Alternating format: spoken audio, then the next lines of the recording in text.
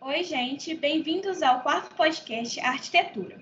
Somos a turma do segundo período de Arquitetura e Urbanismo da Unifaminas Muriaé e fomos convidados pela nossa professora de Projetos Aplicados à Comunidade, Natália, para um podcast com nossos professores.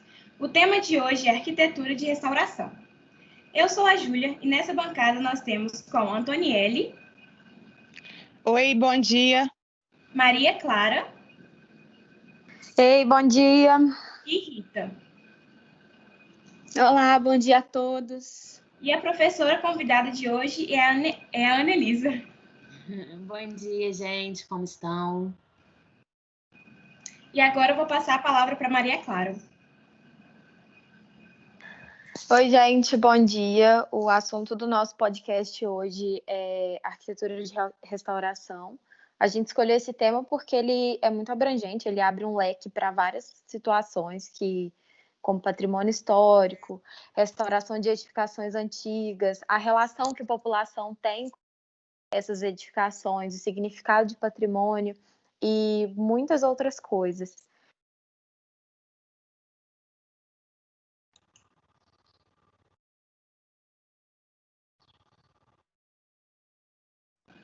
Vou começar então fazendo uma pergunta para a Anelisa. Então, Ana, como você pode explicar como torna um edifício ou uma edificação em patrimônio histórico? Primeiro, agradecer a vocês o convite, né, de participar desse podcast. É um assunto que eu gosto muito de falar, que é o patrimônio, porque ele é meio que intrínseco na vida de todas as pessoas, né, e a gente tem uma sociedade, uma cultura de sociedade que é meio que restritiva em relação ao patrimônio. O que torna o que faz alguma edificação, alguma expressão artística ser patrimônio? Isso é um conceito meio aberto, né? Porque é igual a gente tentar denominar o que é arte, né? É uma coisa intangível, mas que ele te expressa, ele te faz sentir alguma emoção. Então, o patrimônio ele é bem próximo disso da arte, né?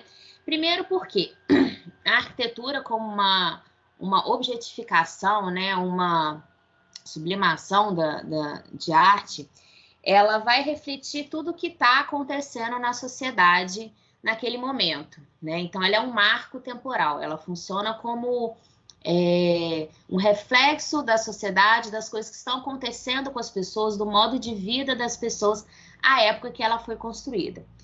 Então, se ela é uma reflexão do que se vivia naquele momento, né, do que estava acontecendo naquele momento, o patrimônio ele vai ser, pelo menos sentido, né, por a gente depois, como um marco histórico, como um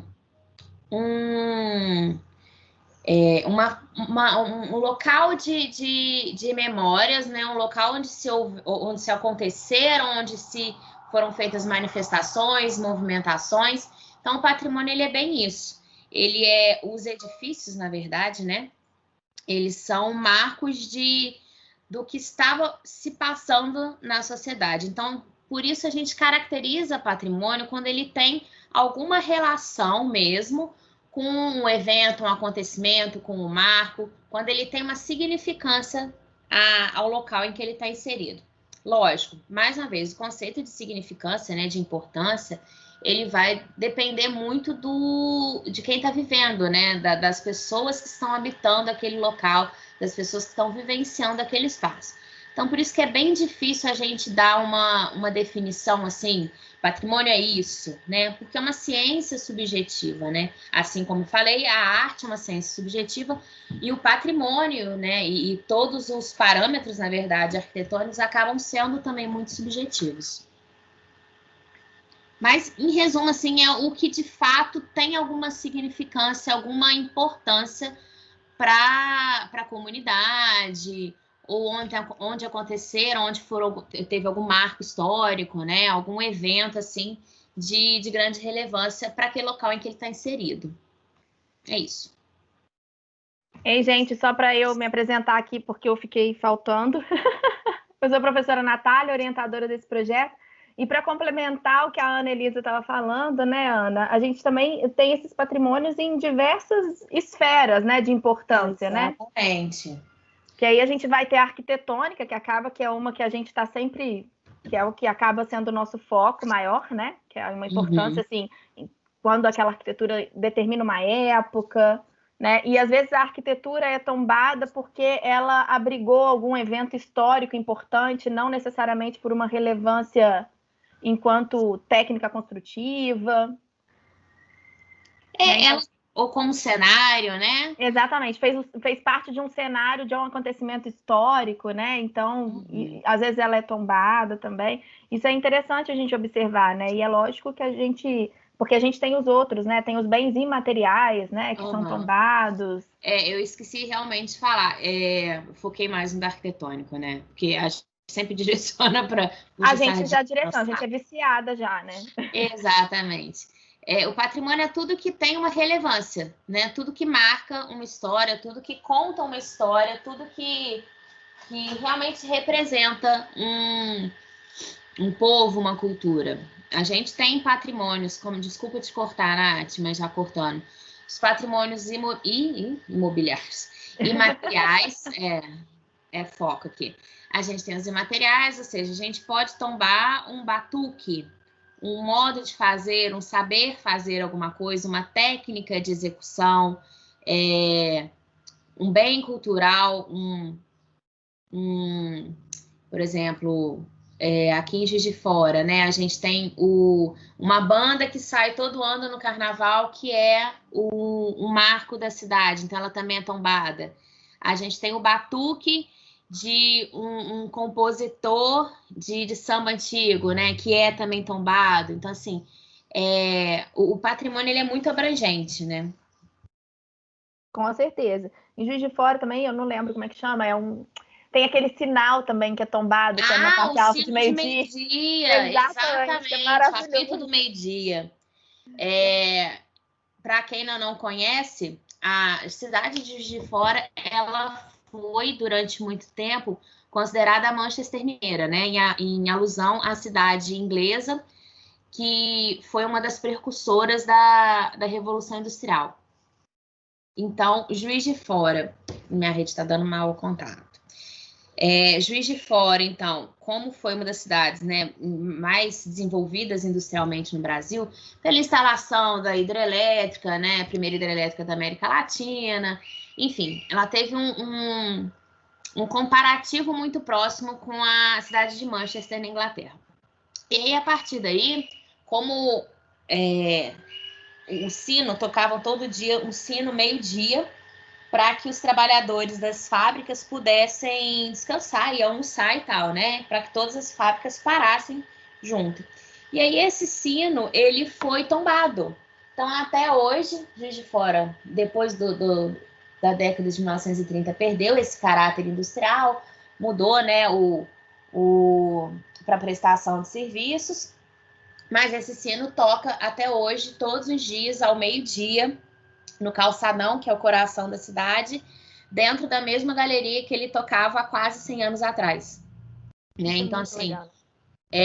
Como eu falei, né, um marco, né, um referencial que vai remeter a esse passado histórico, glorioso e industrial da cidade. Isso, independente da loja que esteja instalada, ele toca na mesma loja, independente, já foi joalheria, hoje é uma loja de telefonia celular, ele toca na mesma forma, independente de qual loja esteja lá. Isso é muito interessante. Muriaé também a gente tem diversos bens tombados e alguns inventariados também, né? Se a gente entrar aí no arquivo da Fundarte, vão ter N bens, né? Que são inventariados, alguns já estão tombados também. Alguns materiais, alguns materiais. É interessante, né, que, tipo assim, a questão do patrimônio, que muitas pessoas relacionam como só edifício, né? Só que também vai além disso, né? São bens e outras coisas que podem ser relacionadas, né? Pode. Eu ia falar, a Ana ia falar, todo mundo ia falar. Não, pode falar, Nath. Não, eu ia falar que é isso mesmo, assim, são vários... São várias coisas, é tudo que é importante preservar para gerações futuras, né? é tudo que marcou uma época, né? Tudo que remete a esse passado histórico. A gente tem a gente como ser humano, como uma organização, né? Como uma comunidade, a gente tem a necessidade de se apoiar nos antepassados, se apoiar na cultura antiga, no legado que nos foi trazido, né? E o patrimônio, ele tem muito isso, ele tem muito a lembrar as pessoas do legado. Olha, de onde você veio, né? E até uma forma da gente ter uma esperança, uma expectativa pelo futuro, é a gente ficar revisitando esse passado, é a gente entender as nossas origens, entender o que aconteceu no mundo para a gente chegar nesse estágio que está, como que a gente pode evoluir, tanto como ser humano, como comunidade, como sociedade. Então, assim, essa revolta, né? Essa revolta no sentido de voltar, né? Esse reolhar que a gente tem, ele ajuda muito nisso, né? É importante até para a gente se definir como uma identidade brasileira, como uma idade juiz-forana, uma identidade muriaense. A gente ter esses apegos, né? Esses laços com os nossos antepassados, né? A gente ter um local para se apoiar, um local para revisitar, um local para relembrar sempre que a gente se sentir perdido em alguma parte. Então, acho que isso é muito... ele traz uma sensação muito de segurança, muito de certeza. Ele é um abrigo para o ser humano, né? Ele é o conhecido, é o comfort, né? É a nossa zoninha de conforto e a gente não deve abrir mão. O patrimônio está diretamente relacionado à população, né? Aquilo que é importante para aquela população e aquilo que faz a população lembrar das raízes dela, de onde ela veio. Exatamente, e muitas vezes, é a identidade de um povo. Sim, é a identidade daquele lugar, daquelas pessoas que passaram por lá. É o que nos forma como conjunto, como comunidade, né? É o que nos agrupa, na verdade. Então, combinar que a gente, cada ser humano, né, tem um modo de pensar, um modo de viver, né, tem objetivos diferentes na vida. E aí, esse histórico, né, essas raízes, essas ancestralidades é que nos unem como uma cidade, nos unem como um estado, nos unem como um país, como uma nação. É o que traz a gente de volta, é o que reagrupa a gente, né? É o que consegue fazer com que a gente se sinta de novo parte de algum conjunto, parte de alguma... não se sinta sozinho, né? Não se sinta isolado, né? É interessante também que quando você joga no Google, né, o patrimônio, né, os significados que vêm, assim, é a herança familiar, né? Vem de cara, assim.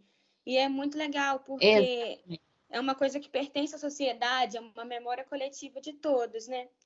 Aí, Ana, tipo assim, como que as pessoas elas podem ser inseridas na participação de projetos que serão tombados? Como é que é decidido? Isso é ótimo a gente falar, porque a gente acha que isso é um assunto só acadêmico, que é só dos especialistas, que só, por exemplo, os arquitetos, os historiadores, né? As pessoas que trabalham direto com patrimônio podem se inserir nesse meio. Mas como a gente já está discutindo há um tempo, o patrimônio ele tem a ver muito mais com sociedade, com comunidade, do que com um estudo somente científico. Então, assim, uma vez que quando a gente preserva, né, quando a gente tomba ou a gente inventaria algum bem, seja ele móvel, tangível ou intangível, a gente está preservando para o futuro, né? E a gente não está preservando só para o futuro dos historiadores, para o futuro dos arquitetos, futuro dos urbanistas. A gente está preservando para o futuro de todo mundo, né? De toda uma comunidade, de toda uma região. E assim sendo, tanto o dever de cuidar, né, de zelar para que aquele bem seja preservado é de todo mundo, assim como a atribuição também é de todo mundo. Então, qualquer pessoa, qualquer passante, qualquer ser humano mesmo, qualquer vivente de uma sociedade, de uma comunidade, de uma cidade, pode entrar com pedido ou pode tentar elevar aquele... Vou falar no caso de imóvel, por exemplo. Você passa todo dia em frente a uma casinha e que ela tem um valor, um significado, não só para você, mas para todo mundo, né? Você pode chegar e entrar com uma documentação com um pedido de tombamento, né? Ou com um pedido de inventariado. Então, assim, esse acesso a gente tem que falar que realmente todo mundo pode fazer, né? Não precisa ser especialista, não precisa ser estudioso, não precisa ser no meio acadêmico. Por exemplo, a gente pode tombar uma paisagem, né? Que aí é o quê? A composição daqueles prédios, aquela skyline, aquela vivência daquele local pode ser tombado. A gente pode tombar o contorno da edificação, não precisa ser necessariamente só a fachada, não precisa ser os materiais, né? Então, a gente tem vários graus de tombamento que aí vão em relação à significância daquilo, a relevância dele dentro de um contexto. Então, para tombar, a gente precisa, primeiramente, fazer, logicamente, um levantamento, né, dessa significância do local. Então, estudar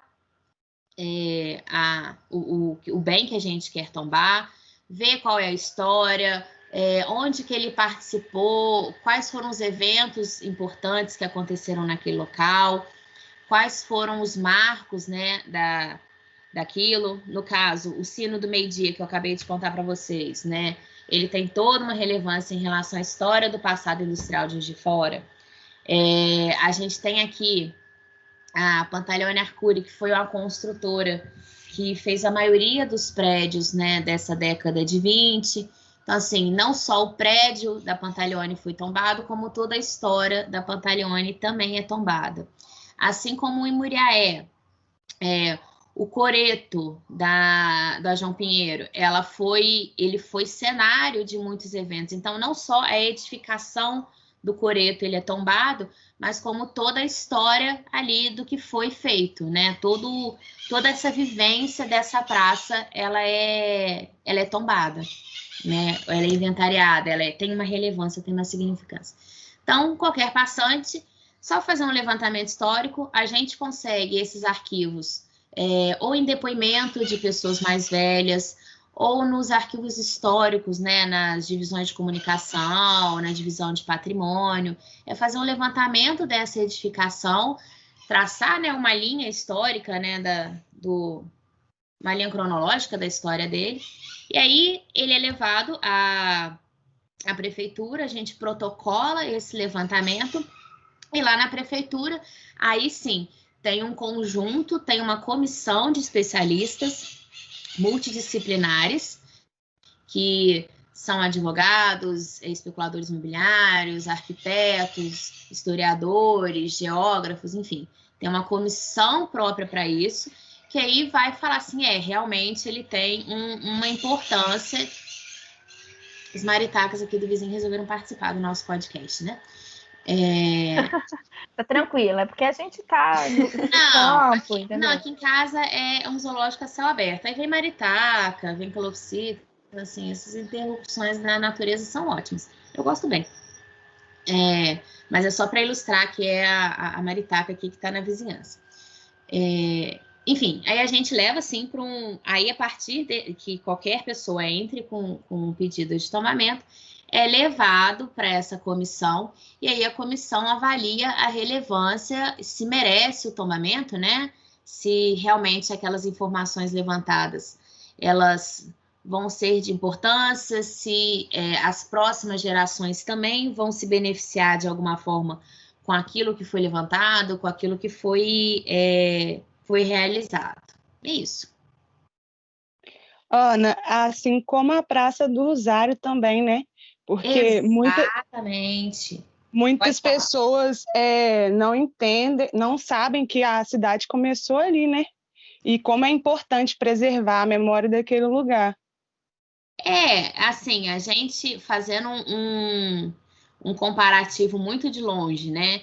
Mas o nascimento da cidade, ele merece ser relembrado e ser exaltado, assim como a gente tem o nascimento de um filho, né? Nascimento de um parente, de um avô, de um pai, né? A cidade Sim. de Muriaé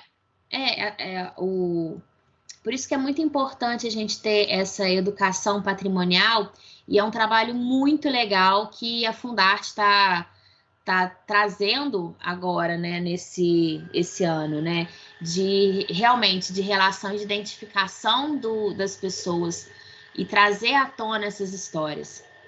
Isso é interessante, né? Porque a questão da educação patrimonial vai ser muito importante, porque assim, se a pessoa não sabe a importância que aquilo tem, como que ela vai preservar? Ou como que ela vai achar que aquilo é importante? Se ela não tiver uma noção de pertencimento, o que acontece, gente? Isso é humano, não é egoísta, não é mau hábito. Mas a gente só cuida do que a gente interessa, né? Do que a gente acha que é importante, do que a gente tenha um carinho, né? Isso é normal. E aí, quando a gente não sabe a história, ou não tem uma vivência, não tem um olhar, só usa, por exemplo, aquela rua, aquela praça de passagem, não entende a poética do lugar, então para ele também tanto faz ter ou tanto faz quanto não ter. Então, assim, é importante que a gente eduque a população para entender mesmo o seu passado, para entender o quanto aquelas áreas representaram para a sociedade que é vivida hoje, por exemplo, os hábitos de hoje em dia, o quanto Muriaé é desenvolvido, não sei lá, a produção têxtil de Muriaé, né? A instalação da Faminas, a relevância de Muriaé, que é uma cidade pequena, mas dentro do contexto de Minas Gerais, a importância política, a importância social, a importância industrial de Muriaé veio justamente daquela instalaçãozinha na pracinha do Rosário, sabe? Então, assim, é legal a gente sempre lembrar de onde veio, de onde que surgiu, de onde que se iniciou tudo. Com certeza. Eu, por exemplo, eu acho que também, aqui em Juiz de Fora, eu sei várias histórias, igual você estava contando, né? A gente tem muitas. A primeira hidrelétrica, a primeira, né? Manchester Mineira. Isso, né, vem da educação que a gente teve, né? Educação, enquanto eu falo de conhecimento que foi passado, né, Ana? Exatamente. Eu tive muita sorte, assim, eu falo que eu não virei arquiteta à toa, não, sabe? O universo deu uma conspirada que eu não tinha muito por onde fugir. Até porque eu queria ser veterinária no último minuto da faculdade de arquitetura. A minha família, ela é imigrante direta do alemã e italiana, fugida mesmo das guerras europeias, e que vieram para cá para a construção da Estrada União Indústria. Né? Então, assim, vieram de navio, né? Fugidos. Então, o meu bis, tatara, muito avô, longe, sim, pra caramba, era um dos engenheiros italianos que vieram para cá, para a construção, veio super novinho, acabou de formar e foi mandado para cá. Então, assim, essa história, essa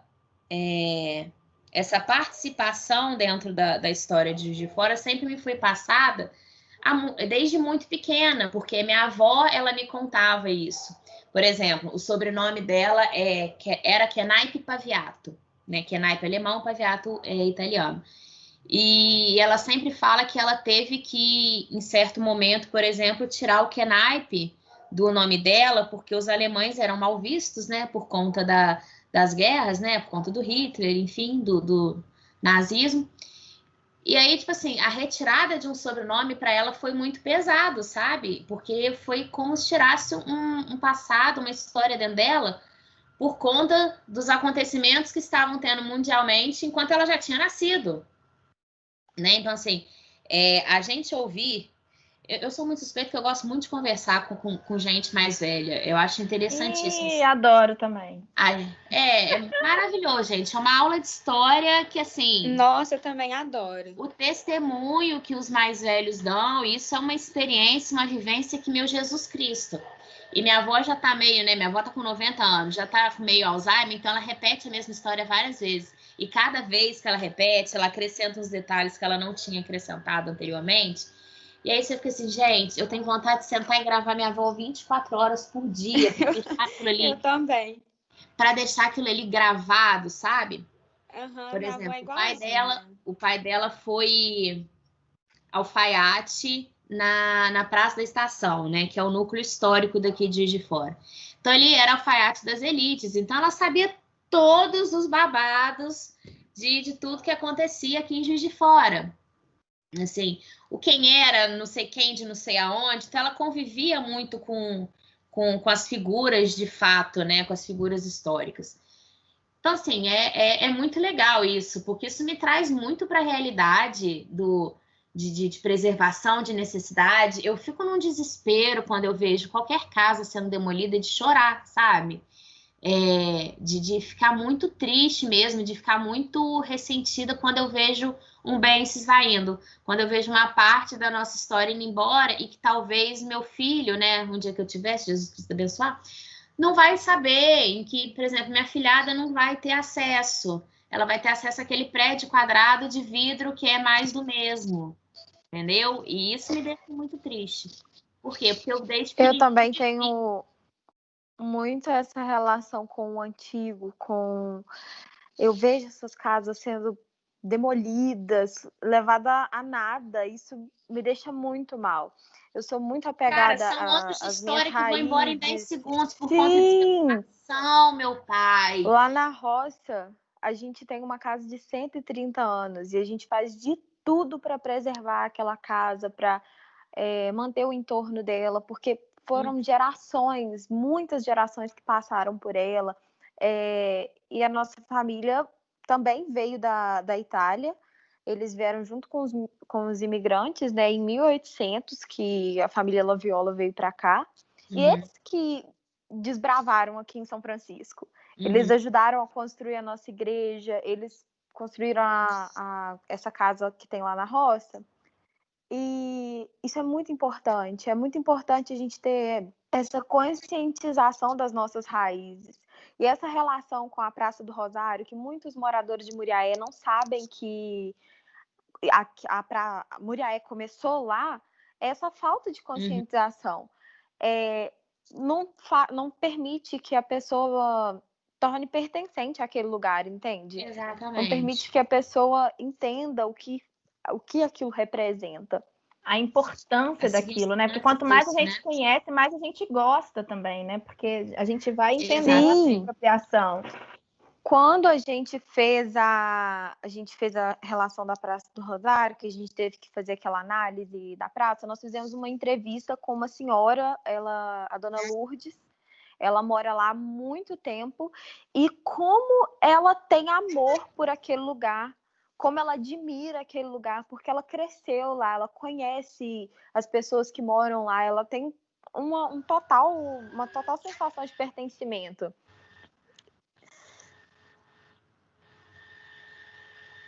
E isso acaba vindo com conhecimento, né? Quanto mais a pessoa vai conhecendo essa história, entendendo, e até essa questão de conversar com os mais velhos, né? Já tem alguns estudos que eu ando lendo aí apontando sobre a falta que faz essa conversa, essa troca, né? Entre as pessoas mais velhas, as pessoas mais jovens. Então, assim, essa troca faz muita diferença, né? Esse contato. A educação patrimonial também da pessoa, às vezes pode ser até formal ou informal, né? Pode ser isso, de você conversar e esse conhecimento ir sendo passado, quanto também a educação formalizada, igual a Ana colocou, que a Fundarte, né, está fazendo esse trabalho de educação patrimonial, e às vezes as próprias escolas. Eu lembro das minhas professoras, às vezes passando trabalho de escola que tinha a ver com Juiz de Fora, né? Então, professoras de primário, às vezes. Então, acaba que aí você vai passando, né? Quando você conhece, entende aquilo, e isso aí acaba virando uma bola de neve maravilhosa, porque aí quanto mais você vai passando e a pessoa vai entendendo, mas ela vai cuidando, né? Ela vai entendendo que aquilo é dela. Exatamente. E eu acho assim, nós digo eu, Nath, né, no papel de educadora, a gente não tem que fazer o nosso trabalho só com, por exemplo, a academia, né? Só por exemplo, nosso, né? Com os futuros arquitetos. Mas também trazer isso, tirar isso, sabe? Desse meio acadêmico. Eu acho que essa é a função até desse podcast, né, Ana? Que a gente está idealizando. Foi exatamente muita função, na verdade, do Arquitetura, que é um trabalho que já tem realizado há quase um ano, é desmistificar Estamos falando do podcast, mas na verdade do PAC, né? Que é esses projetos aplicados à comunidade, né? Dessa disciplina que a faculdade tem, né? Que o Unifaminas tem, a ideia é levar para a comunidade. É desmistificar as profissões, porque a gente tem um conhecimento científico muito colocado num pedestal, né? E a gente não pode ter isso. Que, assim, a universidade não é para todos, a pesquisa científica não é para todos, é só para um grupinho fechado, e aí essa pesquisa que eu fiz, essa minha descoberta, só eu sei, eu sou detentora do conhecimento, não existe isso. Inclusive, né? A ciência só avança se você distribuir esse conhecimento, né? Exatamente. E aí a gente tem, infelizmente, uma política brasileira que, além de não valorizar esse conhecimento, ainda inventa mentiras. Então, assim, é uma luta muito constante, é uma cara a tapa muito que a gente tem que dar o tempo inteiro de, primeiro, falar que ciência é importante, sim. Segundo, além de importante, ela é para todo mundo. Ela é para você que está na faculdade, para você que fez mestrado, doutorado, pós-doutorado, sei que é lá o bambambam da titulação, mas é também para o morador de rua, mas é também para a senhora que cuida de uma família, é para a dona de casa, é para o trabalhador da indústria, é para o trabalhador do comércio, o trabalhador de serviço, é para todo mundo. A gente não tem que ficar fechandinho naquele mundo, sabe? Quanto mais a gente se fechar, mais a gente vai dar ênfase a essa política de segregação, sabe? A essa política de pedestalizar, de colocar no ápice a pesquisa. E aí acaba que ninguém sabe o que é, todo mundo se sente excluído, até quem está lá na pesquisa se sente excluído, se sente mal, se sente menosprezado. E aí o que é menosprezado é desvalorizado. Não, e eu acho isso tão fantástico, porque assim, só da gente pensar nessa disciplina, né, que a gente já teve a que era chamada TIS, né, que aí ela também, dentro da arquitetura, ela sempre teve esse caráter comunitário, vamos dizer assim, Exatamente, esse caráter de levar para fora, né? Agora a gente mudando a universidade, né, o nosso centro universitário mudando esse nome, né, para PAC, que são os projetos aplicados à comunidade. A comunidade. Então ele está reiterando essa força, essa importância dele, né? E eu acho interessante porque isso faz com que nós também, que somos professores, a gente tente sair da caixinha mais ainda, né? Sempre, que aí a gente tenha que transbordar esse conhecimento, né? E você, no semestre passado, na questão do Instagram, do Arquitetura, e aí agora esse Arquitetura.2, né? Porque aí é no segundo semestre a gente vem agora com esse podcast, quer dizer, a gente ir pensando em formas, e é claro, enquanto mais meios a gente for dialogando com a comunidade, mais pessoas a gente vai atingindo. Então, quer dizer, se a gente antes estava no visual, que era no Instagram, né? Visual, vídeo, que você fez, agora a gente vai para o podcast, né? Então a gente vai atingindo outras pessoas também. Não, e a gente vai trazendo debates, né? Tirando ele do limbo e trazendo a superfície. A gente só evolui como ser humano, como sociedade, se a gente trouxer os tabus à tona mesmo, se a gente esclarecer as restrições que a gente tem, se a gente trabalhar profundo. A gente não pode ficar só com o superficial, só com aquilo que é bonitinho, né? Aí, voltando e super aplicando ao nosso tema, né? E justamente ao tema desse podcast, a gente não pode fazer o Haussmann, né? Que é a limpeza, o superficial, a maquiagem. E aí, na hora que sai a maquiagem, o que fica? E como que ficam as pessoas que não foram beneficiadas pela maquiagem? Né? A gente tem que trazer isso muito para o debate mesmo. A gente tem que pensar fora da nossa caixinha, fora do nosso umbigo, fora do nosso contexto, pensar mesmo em todo mundo, em como atingir, como eu falei, desde do PhD lá, master, até a pessoa que é analfabeto funcional, por exemplo. Todo mundo tem uma inteligência, né? A inteligência não é só acadêmica, ela é emocional, ela é de vivência, ela é de experiência. E é muito importante haver essas trocas, né? A gente conversar com o outro, a gente sair, por exemplo, do nosso grupinho de sempre e tentar atingir outro, tentar conversar com o outro. Pega o que os outros já fizeram, o que os outros já vivenciaram, né? E eu acho que até a Pode ideia, falar. né, desde o início, quando a gente começou a pensar sobre esse podcast, porque tanto eu sou só orientadora, né, porque tem os alunos também, né, eu fui a pessoa que iniciou essa discussão, mas os alunos abraçaram as causas, os nossos participantes, né, os membros convidados abraçaram essa ideia. E eu acho que a ideia sempre foi essa, é um bate-papo, assim, nada rebuscado que eu falo em questão de linguagem culta, porque a ideia é atingir a todo mundo, que qualquer pessoa que queira escutar o nosso podcast, se você quiser mandar para sua mãe, para sua tia, para o seu primo, que nem faz arquitetura, porque são os assuntos que a gente está abordando tem a ver com a cidade, todo mundo mora em uma. Sim, é o que eu tô falando, é a desmistificação do científico, sabe? É tirar do mundinho acadêmico rebuscado, da linguagem extremamente formal, porque a gente não vive assim, cara. A gente não vive formalizado o tempo inteiro. Que pode ser necessário em determinados momentos também, ok, também, né? Mas aí, quando você vai distribuir esse conhecimento, a gente tem que, como se fosse o tradutor, né? Fazer uma tradução para a linguagem que atinja usual, mais coloquial. pessoas. Exatamente. Um assunto também... Ana. Oi. Pode falar, Antônia.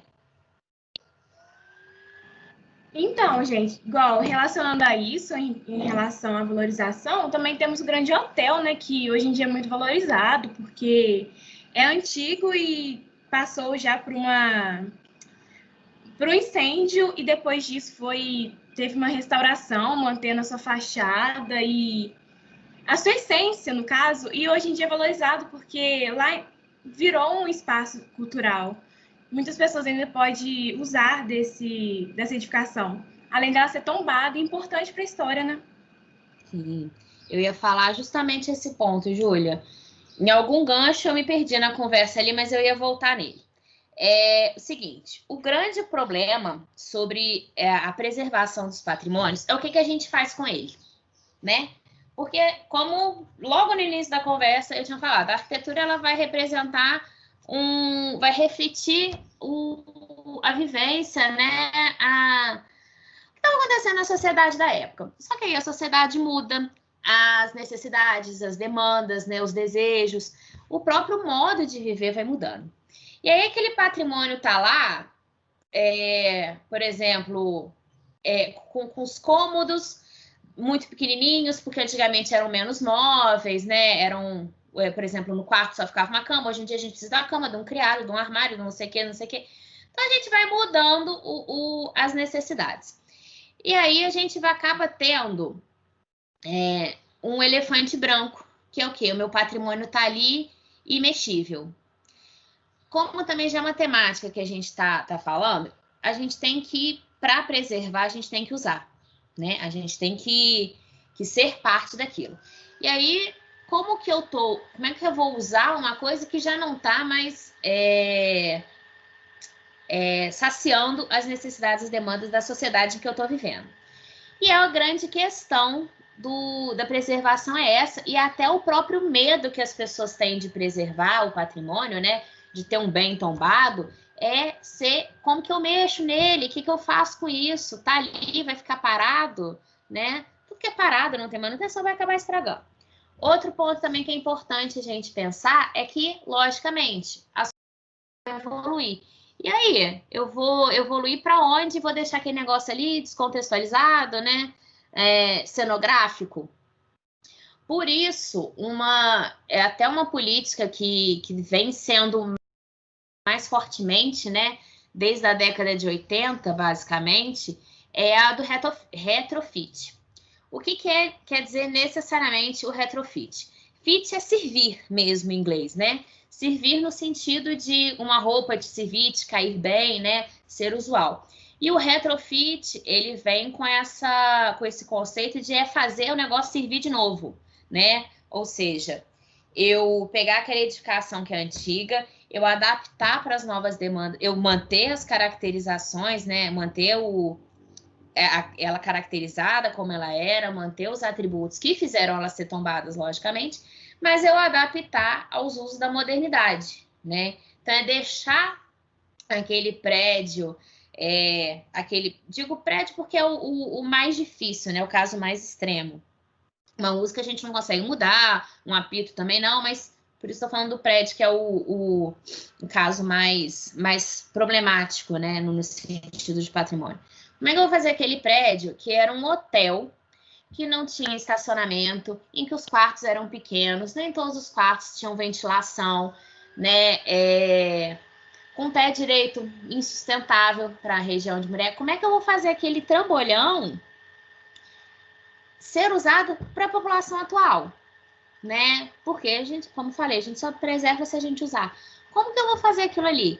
E aí, essas reformas, né, no sentido de retrofit, elas são muito interessantes porque elas estão dando um novo uso, novas ocupações, né, novos modos de utilizar. Por exemplo, não é todo prédio antigo tombado que vai virar um centro cultural, né? Não vou ficar fazendo mais do mesmo. A gente tem um exemplo, o primeiro grande exemplo brasileiro, que foi o Pelourinho, que era aqueles casarões, né? Eram os casarões da aristocracia brasileira, e o Pelourinho era a ladeira do Pelourinho, era um local onde eram torturados os escravos, né? E eram torturados em praça pública para que todo mundo visse e servisse de exemplo. Só que aí a gente teve na época da República, né, uma quebra total desse passado colonial, uma negação desse passado colonial, e aí a aristocracia saiu dessa região do Pelourinho e foi para a região das praias. Foram ocupando os subúrbios, as áreas. O Pelourinho ficou desabitado. Desabitado, com a população pobre, o que aconteceu? Foram ocupando o Pelourinho. Assim como também na região central do Rio, né? Antes até da reforma do Rio, né? Do Pereira Passos. Foram ocupando essas regiões porque não tinham onde morar e tinham casas vazias, então vamos para lá. E aí o projeto de retrofit, ele fez o quê? Foi um projeto higienista, sanitarista, sim, né? De tirar essa população que os locais viraram cortiços, mas de dar um novo uso, mas de tentar trazer a população a voltar a vivenciar esses espaços que anteriormente eram marginalizados. Assim como a gente teve no projeto do Rio Cidade Olímpica, né? Lógico, a gente tem dois lados para olhar, né? Teve o fenômeno da gentrificação, que é o que a gente tem que tentar evitar, logicamente, né? Como eu falei, essas reformas, o espaço tem que ser usado por todos. Mas, por outro lado, a gente tem a desmarginalização no sentido de higienização e reuso. Então, as políticas de utilização dos espaços, elas têm que ser muito pontuais e muito pensadas nesses dois pontos. Assim como vamos voltar a trazer, o Grande Hotel, ele também é. Então, ele era um hotel, né, que era usado como hospedagem, né, dos empresários ricos que vinham fazer negócios em Muriaé. E aí, quando Muriaé mudou o setor, né, para o de industrialização, né, e houve o espalhamento da burguesia industrial, o hotel foi entrando em desuso, até pelas características também arquitetônicas, né, de conforto térmico e tal. E aí, como que faz para ele voltar a ser usado pela população?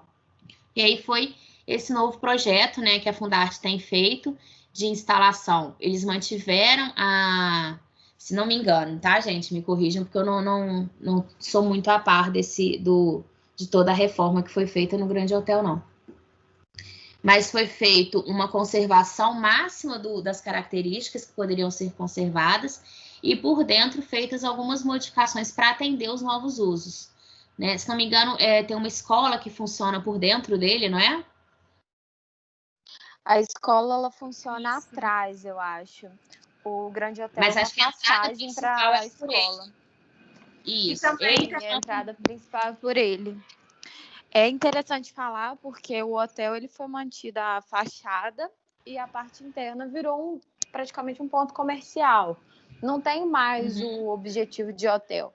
Isso aconteceu em um projeto de Salvador. O arquiteto que participou foi até o Demetrio Anastasakis. Eles pegaram as fachadas dos casarões do Pelourinho, só os casarões que estavam literalmente moídos por dentro. A parte interna não tinha praticamente nada, telhado, nada, só tinha fachada.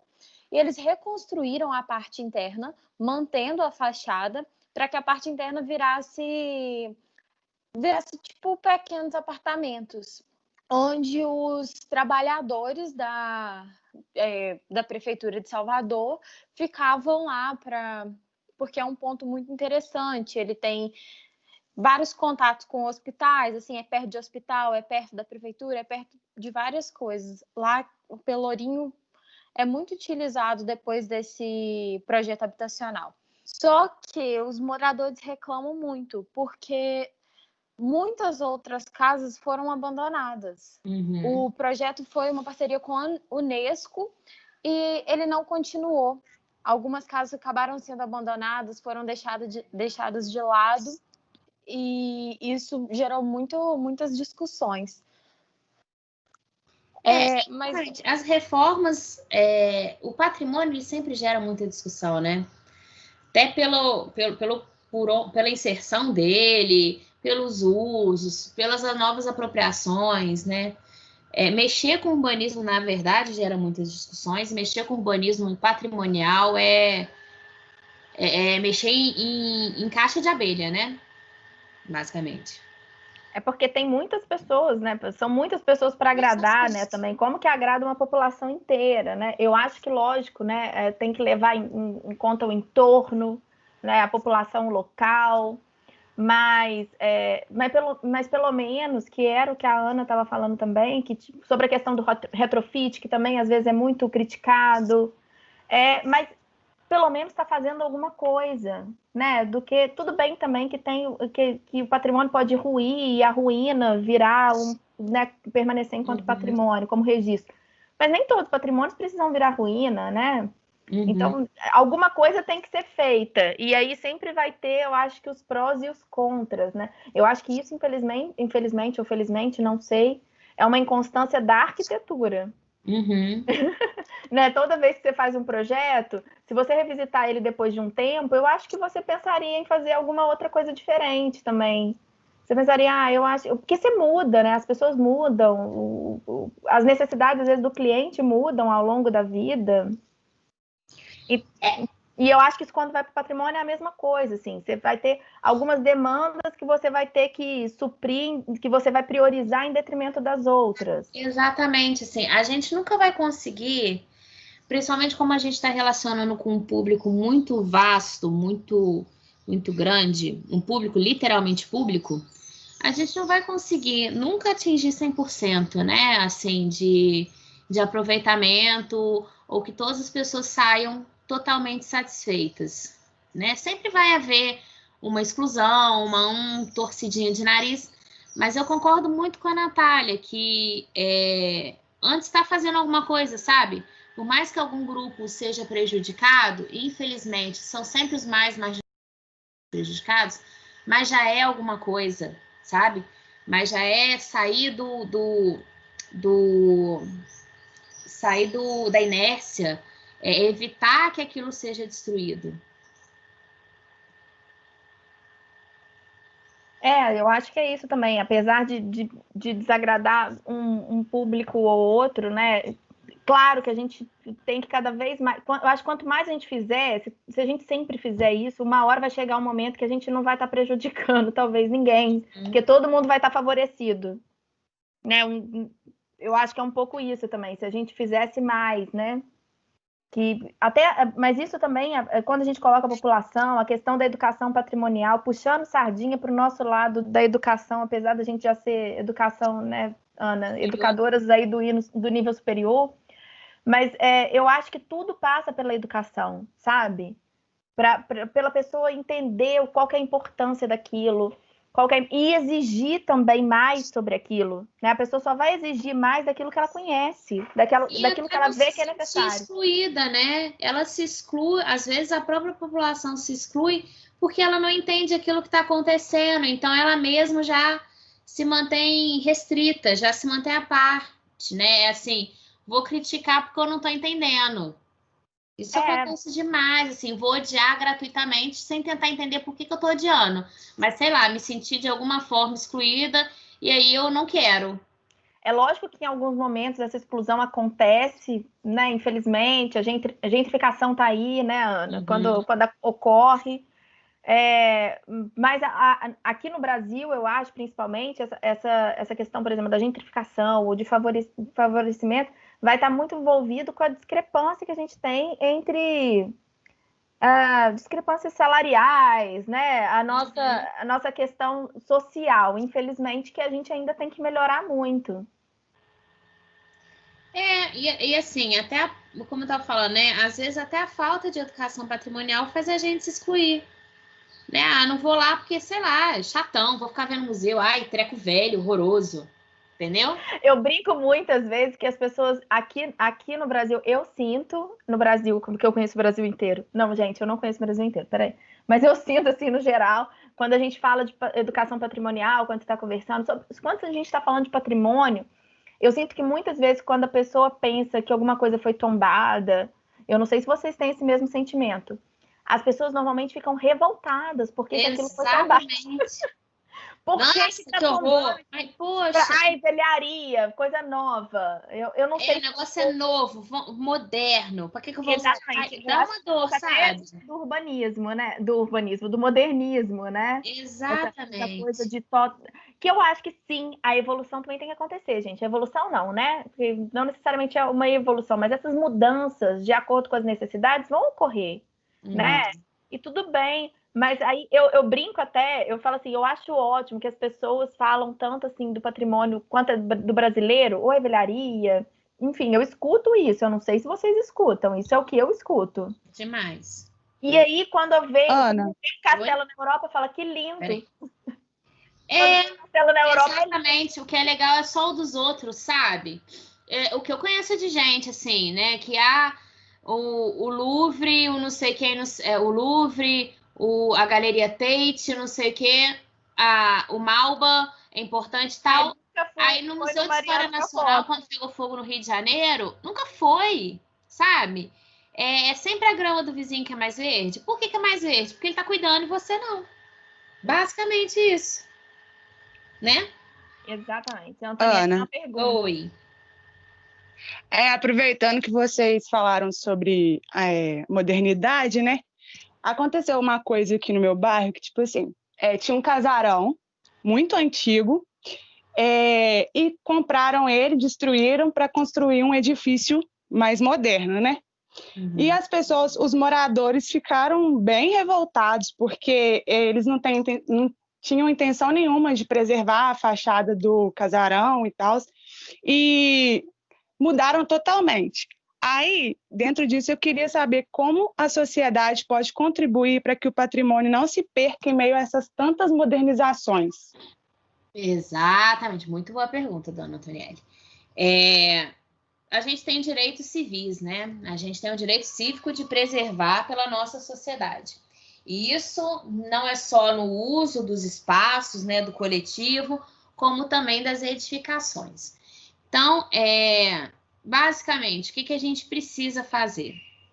Como o tombamento, né, ele tem algumas esferas políticas, ele pode acontecer a nível municipal, a nível estadual, a nível federal e a nível mundial, sendo representados, por exemplo, em Muriaé, municipal pela Fundarte, estadual pelo IEFA, nacional pelo IFAM e mundial pela Unesco. A gente tem a hierarquia desses poderes, né? Então, assim, primeiro que para ocorrer qualquer obra, qualquer demolição, independente do bem ser tombado ou não, o proprietário precisa de uma autorização da prefeitura. Por quê? Nessa autorização, ele vai ver se existe algum pedido, algum inventariamento, alguma documentação que impeça ele da demolição. Se ele já estiver em processo de tombamento ou inventariado, ele já não pode mais mexer.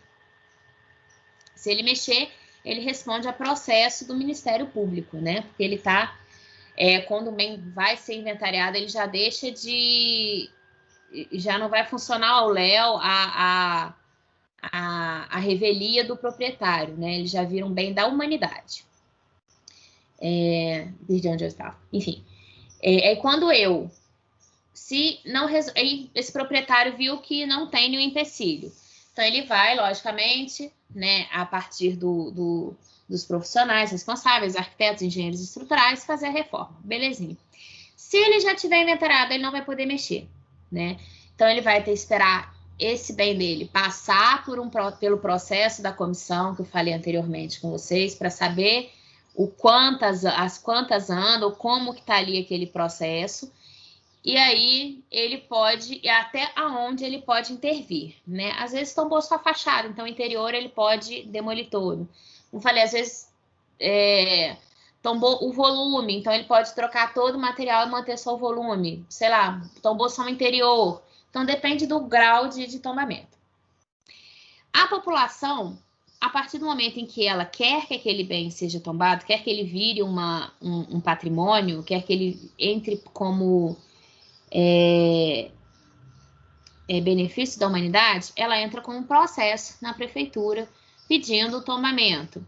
Ou se, no caso dele já ser destruído, ela pode entrar, isso, como eu falei, qualquer pessoa, pode entrar na prefeitura e procurar a comissão no caso de Muriaé, né, a Fundarte, aqui em Juiz de Fora de PAC, para ver o que pode ser feito, quais são os meios legais de impedir a demolição, a destruição daquele bem. Aqui em Juiz de Fora, a gente teve um super exemplo desse, que era um castelinho de um bairro residencial, praticamente só residencial aqui, que era tombado pela prefeitura. Era tombado pela DIPAC, né, pela Divisão de Patrimônio. E daí o proprietário entrou com pedido de destombamento. Isso também pode ser efetuado, né? Ele pode entrar com pedido de destombamento. Entrou com pedido de destombamento dentro da comissão. A comissão aprovou, por manobra política, não sei dizer bem o que aconteceu, o destombamento desse bem. Só que a população se revoltou contra esse destombamento, que era um marco histórico do bairro, e entrou no Ministério Público. Aí quem interviu? O IPHAN. Então, quando o Instituto do Patrimônio Histórico e Artístico Nacional interviu, a abertura de precedentes que a prefeitura deu foi cortada. Então, assim, hierarquicamente, né, um tombamento a nível nacional vence o tombamento a nível municipal. E aí o castelinho foi preservado.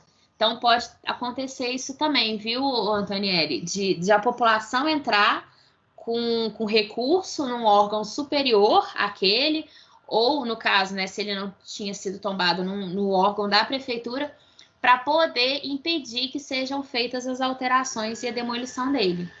Ana, que exemplo, assim, maravilhoso esse. E isso é interessante até para mostrar que tem que a sociedade se organizar para manter isso, né? Exatamente. A gente não tem noção do da poder nossa força, que a gente tem, né? Exatamente, da nossa força como sociedade, sabe?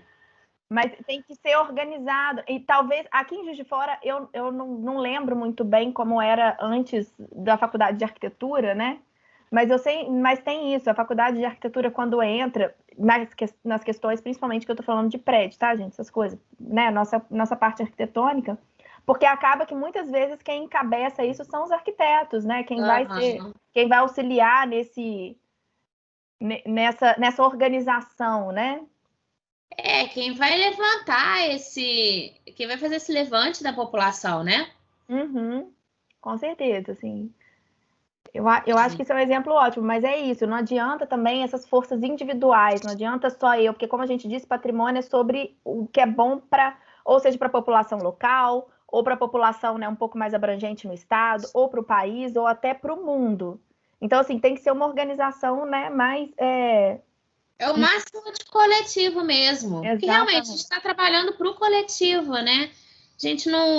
A gente tem que sempre tentar pensar, por mais que a gente, infelizmente, viva numa sociedade egoísta e cada vez mais egocêntrica, a gente tem que sempre pensar no bem comum, cara. Então, assim, é um dinheiro que eu vou perder, mas que eu estou contribuindo para a humanidade, sabe? Sei lá, são os R$10 que eu estou deixando de lado, mas que culturalmente são milhões que eu tô gerando.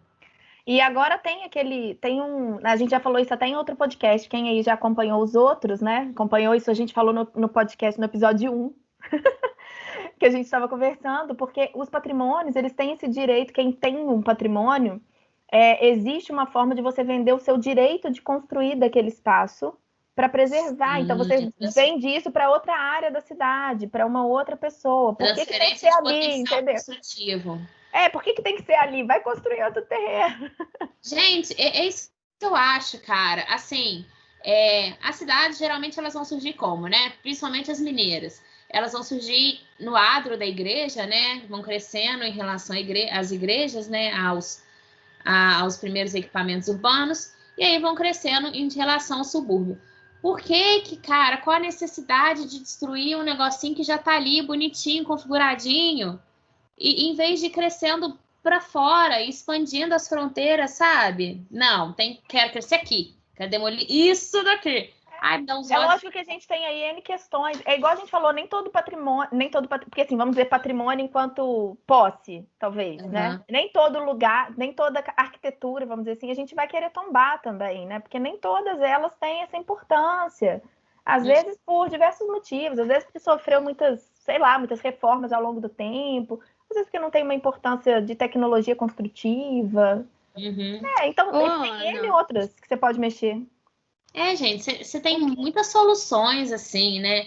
Você pode trazer esse patrimônio para dentro do seu contexto, sabe? Fazer uma coisa legal. Um super exemplo que a gente tem, só um minutinho, Rita, é o Museu de Arte do Rio, que ele conseguiu trazer 2 prédios, né? Um prédio contemporâneo com um prédio tombado, que é unido por uma cobertura maravilhosa. E, assim, o mesmo uso, os espaços. Então, você já entra naquele local, você já entra num rio colonial que, cara, te transporta para o passado de uma forma, assim, bem legal. A gente tem aqui... Tem o Rodin na Bahia, o Museu Rodin na Bahia também, que tem o antigo e o novo convivendo, né? E sim, em super harmonia. Aqui em Juiz de Fora a gente tem projetos super legais, assim, o próprio Privilégio, que era a Fazenda do Barão de Juiz de Fora. O Privilégio é uma boate, uma casa noturna, uma das maiores, assim, do Brasil, e que, incrivelmente, está sobrevivendo ao tempo, porque um tempo útil de uma boate é muito curto. Aqui a gente tem, sei lá, 20 anos de Privilégio em funcionamento, que era justamente isso, era uma fazenda antiga que foi preservada, e a pista de dança é um anexo de vidro. Então, assim, super inserida no contexto. É uma boate muito, muito boa, porque, assim, você tem uma área aberta, a área da fazenda. Então, você está ali e vivendo o passado, vivendo o histórico. Um outro um projeto que eu tenho acompanhado muito de perto, mãe, o Hospital Oncológico daqui de Juiz de Fora. Ele dava para uma rua, e na outra rua tem a Vila Iracema, que é um prédio muito legal. Ai, eu amo aquele prédio. Eu sou apaixonada. Nath, eu fui lá essa semana, cara, e eles lá tá lindo. Tá lindo demais, lindo demais. E aí tem a Vila Iracema, que esse prédio, né, que está sendo reformado, para ser a recepção do Hospital 9 de Julho, que é um hospital oncológico. Então, assim, ele está conseguindo contextualizar. Outro exemplo, a gente tem também o Castelinho da Sega, ali na Rio Branco, que é uma clínica de imagem. Então, eu lembro que na época que eu fazia faculdade, tem uma amiga que mora em frente, e aí a gente via o povo detonando ali, virou um cortiço, era um lugar de mendigo, de prostituição, de droga, e a gente ficava muito desesperado para, sabe, estudante de arquitetura querendo mudar o mundo, né, e vendo um mega de um bem daquele sendo detonado, a gente ficava muito triste. E aí depois veio essa clínica, essa rede de exames, de diagnóstico de imagem, e reformou ele. E assim, hoje em dia você vai entrando... Esse exemplo é maravilhoso também. Poxa! E manteve todas as características, conseguiram fazer um super retrofit naquilo dali. E assim, é um calorzinho que a gente tem no coração. É o vencer uma luta por vez, sabe? É passo a passo. São baby steps, mas que a gente, com força e com briga e tentando, a gente consegue esses pequenos avanços. Como previsto, eu e a Ana, a gente sabia que a gente junto num podcast ia render. Eu me perdi aqui com a hora e a gente vai finalizando, mas a gente vai ter mais uma pergunta que a Rita vai fazer e aí depois a gente finaliza o nosso podcast, gente. Obrigada, Natália. Super do papo. Também, então, podia ter umas 3 horas. Também, nossa. A Ana falou da questão do destombamento. Eu gostaria de saber o que é mais fácil, vai fazer um tombamento ou um destombamento de um patrimônio? Querido, os dois são difíceis. Não dá muito para saber, não. Os dois são bem difíceis. Primeiro porque, para se tombar, a gente tem uma questão burocrática muito grande, uma documentação e uma comissão de avaliação que tem que analisar parte por parte desse documento, né? As questões imobiliárias, as questões políticas, aquelas articulações que a gente sabe que acontecem. Beleza, tombou. E aí, por fim, a gente consegue tombar. Aí, depois vem o destombamento, que é o quê? É desfazer esse processo todo. Então, é a análise de todos os documentos novamente, análise das questões políticas. Então, assim, os dois processos são muito difíceis. Graças a Deus, né? Que o destombamento também é difícil. Porque se tombar fosse difícil e destombar fácil, aí a gente já tá lutando contra Golias, né?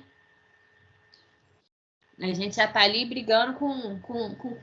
Não, pelo menos é uma via de mão dupla. Exatamente, é difícil para ir, mas é difícil para voltar. Então, assim, isso dá um acalanto. Pequeno, mas dá. Gente, que pena que a gente vai ter que terminar, porque também eu acho que eu acho que cada pergunta também rende um podcast, gente. Depois do ano que vem, a gente pode cada pergunta dessa rende um podcast. Eu acho. Eu já vou me despedindo. Olha, muito obrigada. Falar sobre isso, Ana, né? As meninas. A gente trocar as experiências. Eu acho que é super importante. Super importante. Gente, eu agradeço vocês, né, as meninas pela dedicação, a Ana pela participação, pelo comprometimento aí em participar com a gente. Muito obrigada, estou muito satisfeita, estou falando isso em todos os episódios, eu estou muito repetitiva, mas é porque eu estou gostando muito do empenho, né? A nossa turma do segundo período do Centro Universitário Unifaminas, ou seja, né, já pega o quê? Essa empreitada de desenvolver um podcast sobre assuntos que eles estão agora começando a ver, mas vendo que está na vida de todo mundo todo dia. Então é isso, ó. Por mim é tchau.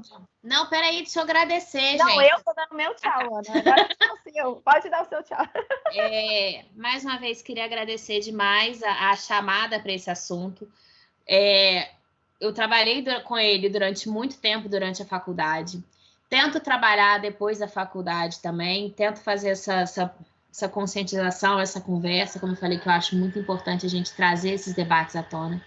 Agradecer as meninas, que são, assim, a gente sabe, super do comprometimento nas disciplinas, do comprometimento nos trabalhos todos que fazem. A gente espera muito, como professora, é muito legal, na verdade, a gente ver que, a gente planta sementinha, e aí com essa semente é muito legal, a gente fica muito feliz de participar de alguma forma, de contribuir de alguma forma com o crescimento profissional de vocês e a abertura de cabeça, né? A Faculdade de Arquitetura, ela é um dos maiores, para mim, um dos maiores abridores de cabeça da vida, porque a gente consegue trabalhar multitematicamente e em multi-áreas, né? A gente consegue saber um pouquinho de cada e conversar sobre todos os assuntos. Eu acho isso muito bom na arquitetura. Nath, parabenizar demais por esse projeto, né? Sou super sua fã, não preciso nem te falar que vai parecer parecer rasgação de seda. É uma mega profissional e conheço muito o empenho que você tem em trazer coisas novas, em trazer novidades, em sair da caixinha como professora, como profissional e como pessoa. Assim, sou super sua fã. vou deixar gravado, deixar aqui exposto publicamente, que eu tenho muito orgulho de falar, chamar minha amiga Natália, sabe? Gente, a admiração é mútua, De você ser sabe tão disso. próxima, viu? Só tenho a agradecer você por ajudar a gente e trazer sempre coisas novas para esse nosso meio acadêmico. Eu acho que, como a gente falou, né, a nossa equipe também, né? é muito legal, gente. Quem não conhece a nossa equipe da arquitetura do Unifaminas não sabe o que está perdendo, né, Ana? É verdade, a gente é muito amorzinho, né? A gente é muito reforço positivo uma para outra. Quando uma tá né, para outra, que tem meninos também. Então, quando tá triste, um tá querendo soltar, a gente é muito não solta a mão de ninguém, vão sim, vão fazer. E isso é muito legal, é muito importante. A gente Nesse momento de pandemia, então, eu acho que foi primordial para o desenrolar de tudo, conta né? que a gente tem a gente ali, sabe? Um apoiando muito o outro, um comprando a briga do outro, um comprando a ideia e fala assim, então vão lá, eu te ajudo. E isso é muito legal, é um ambiente muito bom de trabalhar. E eu acho que isso reflete muito também aos nossos alunos, que eles têm essa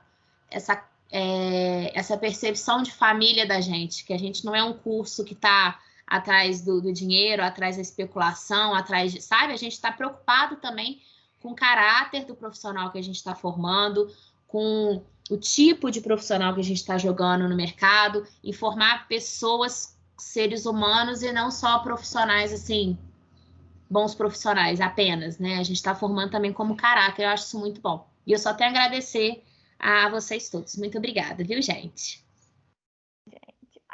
Gente, e aí, meninas, vamos nos despedindo? Então, gente, falando por todas, foi maravilhoso gravar esse podcast, de verdade. E, Anelisa, muito obrigada por adicionar a sua experiência ao nosso podcast. Obrigada à nossa professora Natália por esse desafio. E, por último, mais ou menos importante, obrigada à nossa bancada maravilhosa. Então é isso, gente. Vamos ficando por aqui. Fiquem ligadinhos nos próximos. E nos sigam no Instagram para mais ideias e conteúdos. Sigam mesmo. O nosso Instagram tá super legal. Isso e a aí. gente tenta sempre inovar, né? E trazer novas formas de comunicação. Pois é. Então, até a próxima, gente. Tchauzinho. Tchau. Beijo, gente. Tchau. Beijo. Amei.